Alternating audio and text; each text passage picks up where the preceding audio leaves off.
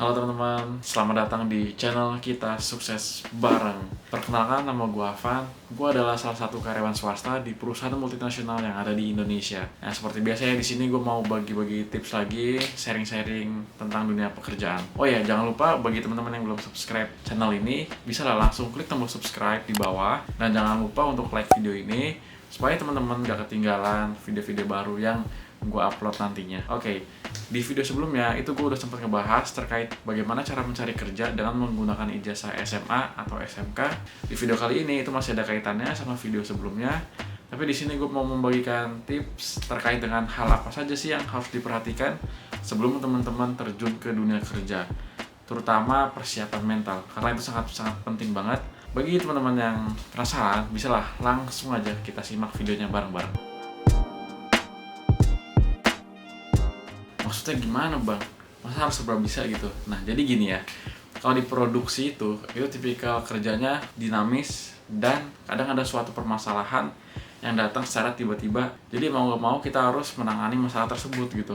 Contohnya gini ya, misalkan teman-teman kerja sebagai operator produksi, kerjaannya emang operate mesin. Nah kerjaannya tuh gak hanya operate mesin saja gitu, tapi teman-teman juga kadang kalau misalkan mesin itu error atau rusak, teman-teman harus bisa memperbaikinya atau menanganinya seperti apa gitu. Nah di samping itu juga kalau misalkan ada teman kalian yang mengalami kendala atau permasalahan di permesinannya, entah mesinnya dia error atau rusak ya, itu teman-teman bisa aja langsung backup.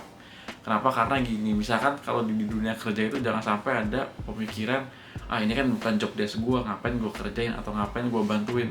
Teman-teman itu kan kerja kebanyakan ya, itu istilahnya satu atap lah ya. Nah maka harus bisa saling backup, karena pasti suatu saat nanti juga kita akan butuh bantuannya dia gitu loh. Jadi dengan kita membackup, saling backup, itu akan menimbulkan sifat solidaritas satu sama lain bro. Jadi kalau misalkan ada masalah-masalah pasti akan gampang terselesaikannya gitu. Nah selain itu tadi kan kalau di produksi kayak gitu ya, tipikalnya harus bisa saling backup.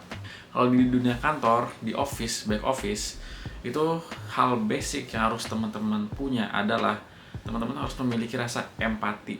Nah rasa empati ini contohnya gini, misalkan simpelnya ya, ada teman kalian datang namanya Cecep, datang nih masuk kerja, kecok masuk jam 8 tuh dia duduk, dia belum buka laptop, belum nyalain HP ya, belum bikin jadwal hariannya dia.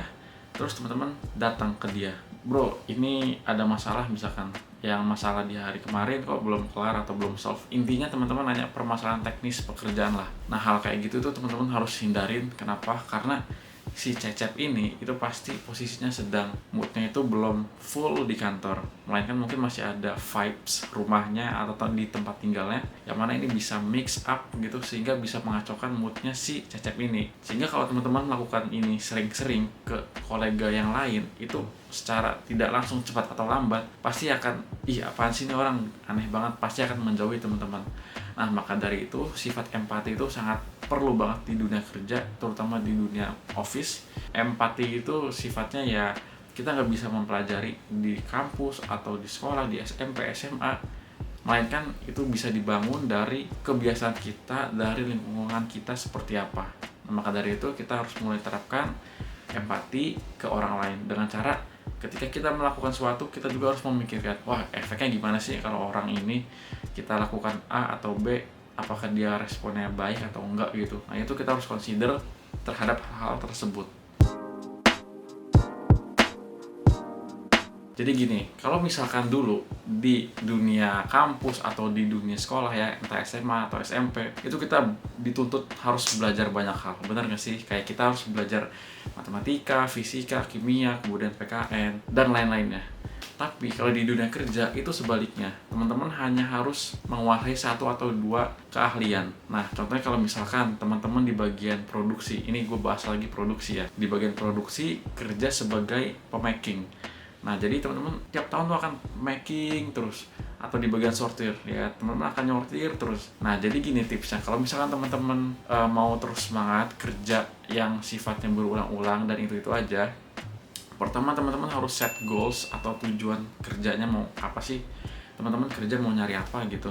Apakah teman-teman nyari duit buat bagian orang tua, atau buat nyicil rumah, atau buat beli barang yang kamu pengen gitu. Nah, teman-teman harus set goals itu, set goals jangka panjang dan set goals jangka pendek. Jangan lupa setelah misalkan teman-teman sudah mengachieve target tersebut, bikin apresiasi diri.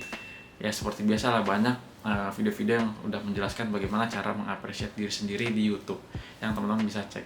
Cuman ya kurang lebih caranya seperti itu supaya kita tetap semangat dan tetap bisa istilahnya striving di pekerjaan yang sifatnya itu-itu aja dan berulang.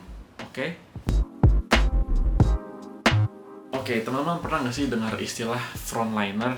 Nah, frontliner itu kan secara umum adalah orang yang berada di garis paling depan. Kalau di pabrik, orang yang berada di garis paling depan adalah orang produksi dan orang-orang maintenance atau teknisi. Karena mereka nanti langsung berhubungan sama mesin dan berhubungan sama orang-orang atau lingkungan di lapangan atau di field. Sehingga seperti yang udah gue sebutin di awal, sifat kerjanya itu tipikalnya adalah cepat, terus dinamis, dan kadang nih kalau ada masalah itu bisa intens dan bisa sampai chaos lah istilahnya. Worst case-nya seperti itu. Maka dari itu kita juga kalau di dunia produksi atau di dunia kerja itu jangan cepat baper, karena kita ntar bakal banyak banget nemuin orang-orang dengan sifatnya yang bermacam-macam, sehingga kita harus bisa memaklumi, anggap aja ya kita sedang mendewasakan diri lah ya. Nah, jadi gitu kurang lebih teman-teman hal-hal yang harus diperhatikan. Pertama ya teman-teman harus serba bisa, terus yang kedua teman-teman harus bisa enjoy sama pekerjaan yang sifatnya berulang dan itu aja. Dan yang ketiga ya teman-teman harus siap capek fisik, terus kemudian harus juga jangan baperan. Itu aja, semoga bermanfaat ya teman-teman. Dan jangan lupa bagi teman-teman yang belum subscribe bisa langsung aja klik tombol subscribe ini. Dan ya, sampai jumpa di video berikutnya.